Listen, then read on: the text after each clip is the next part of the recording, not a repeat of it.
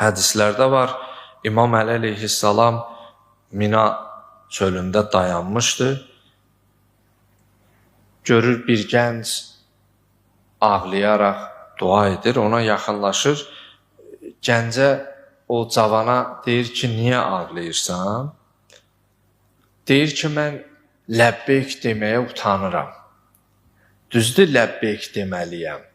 Amma ləbbeyk deməyə utanıram. İmam Əli əleyhissalam soruşur ki, niyə utanırsan? Deyir, mən birdən deyərəm ləbbeyk, amma bəzi əməllər eləmişəm ki, yeri var ki, Allah desin ki, la ləbbeyk. Yəni, sənin bu ləbbeyki mən qəbul eləmirəm. Sənin bu təslimiyyəti qəbul eləmirəm. İmam Əli əleyhissalam buyurur ki, sənin bu qorxu, röv halında Rəbbinə ağlayaraq bu düşüncədə olmağın əslində sənin imanın kamala çatması, sənin insanlar içərisində seçilmiş olduğun bir göstəricisidir.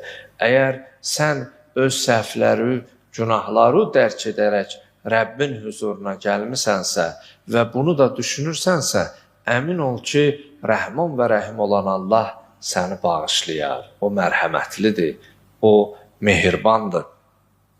Və İmam Zeynulabidin əleyhissalamdan bir hədisi şərifdə varmızdır ki, Ərafatda dua edərkən görür o ehram halında hacılardan biri dua edir və duasında belə bir ifadə işlədir. Deyir, Allahım, düzdür mən günahkaram.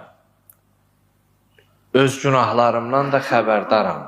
Amma içimdə bir ümid hissi var ki, bu qədər insanların, o bağışlanmış insanların içərisində əgər mənə izin vermisənsə, mən bu yerə gəlib çatmışamsa, deməli, məni bağışlamaq üçün bura gətirmisən, məni bağışlamaq üçün bura çağırmısan. Çünki Ərafat elə bir yerdir ki, bəzi günahlar var ki, məhz orada bağışlanar.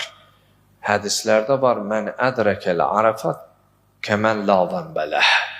Əgər bir nəfər Ərafatda ola, o məqamı, o yerin əhmiyyət və mahiyyətini dərk edə, Allaha dua eləyə, elə bir günahsız bir adam ki olar, günahsız bir adam kimi kəmən lavən bələh. Məsələn, o körpə uşaq necə məsum olar? Yəni, Allah o cür bağışlayar. Deyir, Allahım, bu qədər zəvvarların içində ki, məni bura dəvət etmisən,